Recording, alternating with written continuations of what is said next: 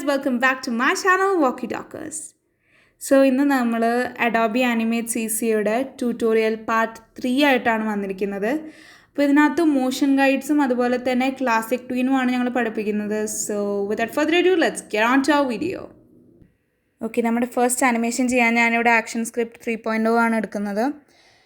അപ്പോൾ ഞാനതിൽ first layer 1 എന്നുള്ള നെയിം മാറ്റി റെക്റ്റാങ്കിളിൽ നിന്ന് റീനെയിം ചെയ്യാണ്.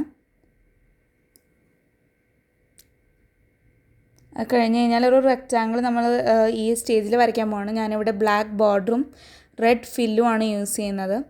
ഓക്കെ, അത് കഴിഞ്ഞ് കഴിഞ്ഞാൽ നമ്മളൊരു 100th ഫ്രെയിമാണ് ഞാനിവിടെ യൂസ് ചെയ്യുന്നത്. പിന്നെ ഇൻസേർട്ട് കീ ഫ്രെയിം എന്നുള്ള ഓപ്ഷൻ കൊടുക്കുക. നമ്മൾ ഫസ്റ്റ് ഫ്രെയിമിലേക്ക് തിരിച്ചു വരുന്നു കഴിഞ്ഞാൽ നമ്മളവിടെ ഇൻസേർട്ട് ക്ലാസിക് ട്വീൻ എന്നുള്ള ഓപ്ഷൻ കൊടുക്കുക. ക്രിയേറ്റ് ക്ലാസിക് ട്വീൻ എന്നുള്ള ഓപ്ഷൻ കൊടുക്കുക. Again we go back to the 100th frame. പിന്നെ നമ്മുടെ റെക്റ്റാങ്കിൾ ഒന്ന് എവിടേക്കാണ് നമുക്ക് ഫൈനൽ പൊസിഷൻ എവിടെയാണോ വേണ്ടത് അവിടേക്കൊന്ന് നീക്കി വയ്ക്കാം. നമ്മൾ പ്ലേ ചെയ്ത് നോക്കിക്കഴിഞ്ഞാൽ നമുക്ക് കാണാം നമ്മുടെ ഫസ്റ്റ് പൊസിഷനിൽ നിന്ന് ലാസ്റ്റ് പൊസിഷനിലേക്ക് ഈ റെക്റ്റാങ്കിൾ നീങ്ങുന്നത്.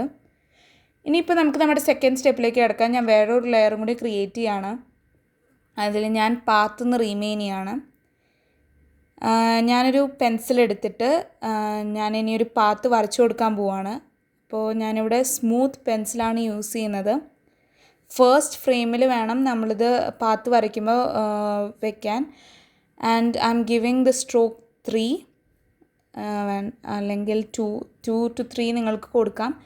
അത് കഴിഞ്ഞ് കഴിഞ്ഞാൽ നമുക്ക് ഇഷ്ടമുള്ള രീതിയിൽ റെക്റ്റാങ്കിളിൻ്റെ നടുക്കുന്ന് തുടങ്ങുന്ന രീതിയിൽ നമ്മളൊരു പാത്ത് വരച്ചു കൊടുക്കുകയാണ്. ഓക്കെ, ഇനി നമ്മൾ ചെയ്യാൻ പോകുന്നത് പാത്തിൻ്റെ പ്രോപ്പർട്ടീസിൽ ക്ലിക്ക് ചെയ്യുക. ഇതുപോലെ വരുമ്പോൾ പ്രോപ്പർട്ടീസ് സെലക്ട് ചെയ്ത് കഴിഞ്ഞാൽ അതിൽ ഗൈഡ് എന്നുള്ള ഓപ്ഷൻ കൊടുക്കുക. അപ്പോൾ ഒരു ഹാമർ സിമ്പിൾ അവിടെ വരും. അപ്പോൾ റെക്റ്റാങ്കിളിൻ്റെ ലെയർ ആ ഹാമർ സിമ്പിളുള്ള ലെയറിലേക്ക് നമ്മൾ മാറ്റുകയാണ്. അപ്പോൾ ഇതുപോലെ ആയിരിക്കും നിങ്ങൾക്ക് വ്യൂ ചെയ്യുന്നത്. അപ്പോൾ അത് കഴിഞ്ഞ് കഴിഞ്ഞാൽ റെക്റ്റാങ്കിൾ നമ്മളൊന്ന് അതിൻ്റേതായ പൊസിഷനിലേക്ക് കൊണ്ടുപോവുക 100th ഫ്രെയിമിൽ വെച്ചിട്ട്. അത് കഴിഞ്ഞ് നമ്മൾ പ്ലേ ചെയ്ത് നോക്കിക്കഴിഞ്ഞാൽ നമുക്ക് കാണാം ഈ റെക്റ്റാങ്കിൾ ഈ ഫ്രെയിം നമ്മൾ വരച്ച പാത്തിലേക്ക് കൂടെ ആയിരിക്കും മൂവ് ചെയ്യുന്നത്. ഓക്കെ, ഇനിയിപ്പോൾ ഞാനിത് റൊട്ടേറ്റ് ചെയ്യുന്നത് കാണിച്ചു തരാം. ഇവിടെ റൊട്ടേറ്റ് ഓട്ടോ എന്നുള്ള ഓപ്ഷനാണ് കൊടുക്കുന്നത്. ഞാനത് ക്ലോക്ക് വൈസ് എന്നുള്ള ഓപ്ഷൻ കൊടുക്കുകയാണ്. ഇവിടെ ഒരു പ്രാവശ്യം റൊട്ടേറ്റ് ചെയ്യുന്നതിനാണ് 1 എന്നുള്ള ഓപ്ഷൻ, ഞാനത് 10 ആക്കി കൊടുക്കുകയാണ്. അപ്പോൾ ഇനി നമ്മൾ പ്ലേ ചെയ്ത് നോക്കിക്കഴിഞ്ഞാൽ ഈ റെക്റ്റാങ്കിൾ റൊട്ടേറ്റ് ചെയ്ത് ഈ പാത്തിലൂടെ പോകുന്നത് നമുക്ക് കാണാം. ഓക്കെ, ഇനി നമുക്ക് ഈ ഒരു പ്രോപ്പർട്ടി വെച്ചിട്ട് നമുക്കൊരു റിയൽ ആനിമേഷൻ ചെയ്ത് നോക്കാം. അപ്പോൾ അതിന് വേണ്ടി ഞാൻ ന്യൂ കൊടുക്കുകയാണ്. അഗൈൻ ആക്ഷൻ സ്ക്രിപ്റ്റ് 3.0 തന്നെയാണ് നമ്മൾ യൂസ് ചെയ്യുന്നത്. അപ്പോൾ ഞാൻ ഓക്കെ കൊടുക്കുകയാണ്. അപ്പോൾ നമുക്ക് ആക്ഷൻ സ്ക്രിപ്റ്റ് 3.0 കിട്ടി. പക്ഷേ എനിക്കിത് സൈസ് കറക്റ്റായിട്ട് കിട്ടിയിട്ടില്ല. അപ്പോൾ ഞാൻ അതിൻ്റെ വിഡ്ത്ത് ഒന്ന് കൂട്ടി കൊടുക്കുകയാണ്. ഞാൻ 1000 കൊടുക്കുകയാണ്. കുറച്ചുകൂടി വലുപ്പത്തിലുള്ളൊരു സ്റ്റേജ് കിട്ടാൻ വേണ്ടിയിട്ടാണ് ഞാനിത് ചെയ്യുന്നത്. ഓക്കെ, അപ്പോൾ നമുക്ക് കുറച്ചുകൂടി വലുപ്പമുള്ളത് കിട്ടി. എന്നിട്ട് ഞാൻ റീനെയിം ചെയ്യാണ്. ബാക്ക്ഗ്രൗണ്ട് എന്ന് കൊടുക്കുകയാണ് നെയിം ലെയറിന്. എന്നിട്ട് ഞാൻ ഫയലിൽ പോയിട്ട് ഒരു ഇമേജ് ഇമ്പോർട്ട് ചെയ്യാണ്. എന്താ പറയുക, ഒരു ബാക്ക്ഗ്രൗണ്ട് ഇമേജാണ് ഞാൻ കൊടുക്കുന്നത്.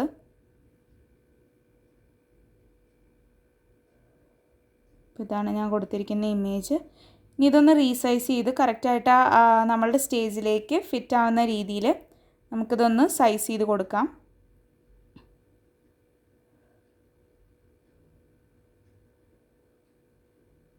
മേലോട്ടും. ഓക്കെ, അപ്പോൾ ഇതൊന്ന് ശരിയാക്കി കൊടുത്തതിന് ശേഷം ഓക്കെ, ഇതിപ്പോൾ കറക്റ്റ് ഫിറ്റ് ആയിട്ടുണ്ട്. ഇനിയും നമ്മൾ അടുത്ത ലെയറിലേക്കാണ് കിടക്കാൻ പോകുന്നത്. പക്ഷേ അതിന് മുമ്പ് ബാക്ക്ഗ്രൗണ്ട് ഒന്ന് ലോക്ക് ചെയ്യാൻ മറക്കരുത്. ലെയർ 2ന് ഞാൻ എയ്റോപ്ലെയിൻ എന്നുള്ള നെയിമാണ് കൊടുക്കുന്നത്. ഓക്കെ, എന്നിട്ട് ഞാൻ ഒരു എയ്റോപ്ലെയിൻ്റെ ഇമേജ് ഇമ്പോർട്ട് ചെയ്യാൻ പോവാണ്.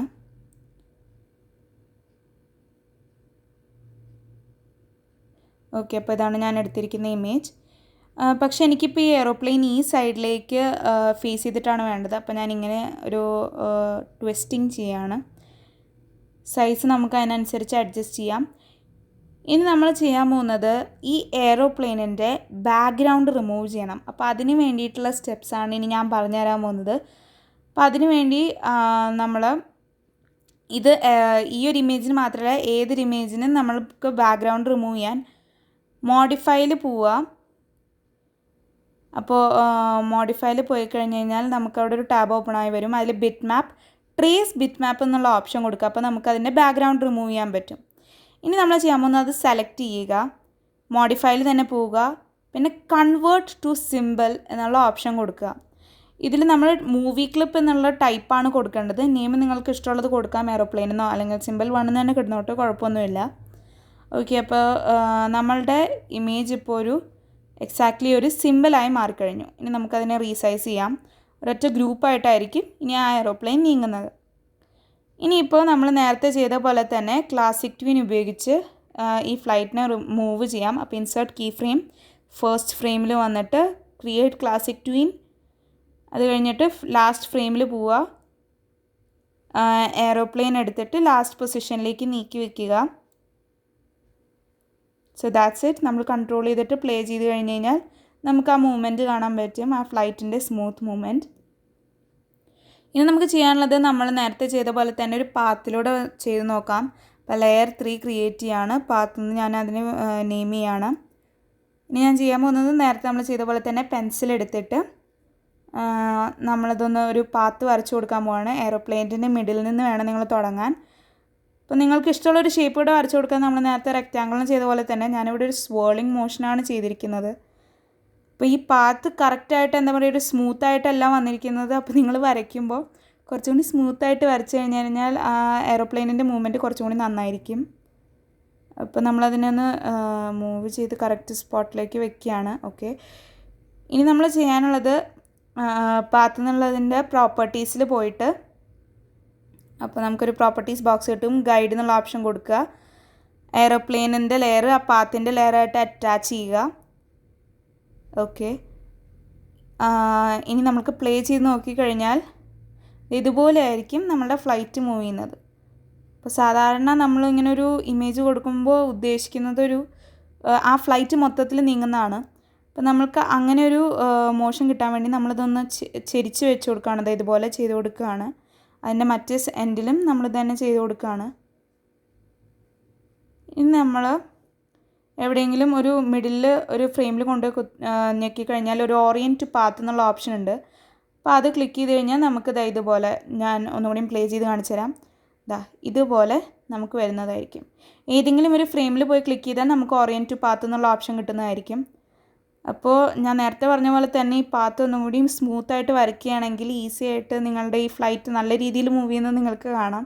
ഞാനിവിടെ വരച്ചപ്പോൾ ഇത് കറക്റ്റായിട്ട് വന്നില്ല. ഒരു ബംപി ലൈനാണ് ഞാൻ വരച്ചത്. അപ്പോൾ നിങ്ങൾ വരയ്ക്കുമ്പോൾ അത് കുറച്ചുകൂടി സ്മൂത്തായിട്ട് വരയ്ക്കുക. ഓക്കെ, ഇനി നമുക്ക് ടെസ്റ്റ് മൂവി ചെയ്ത് നോക്കാം. ആനിമേറ്റിൽ നമുക്ക് ടെസ്റ്റ് ചെയ്ത് നോക്കാം. So that's all for today and see you all in my next video. Bye bye.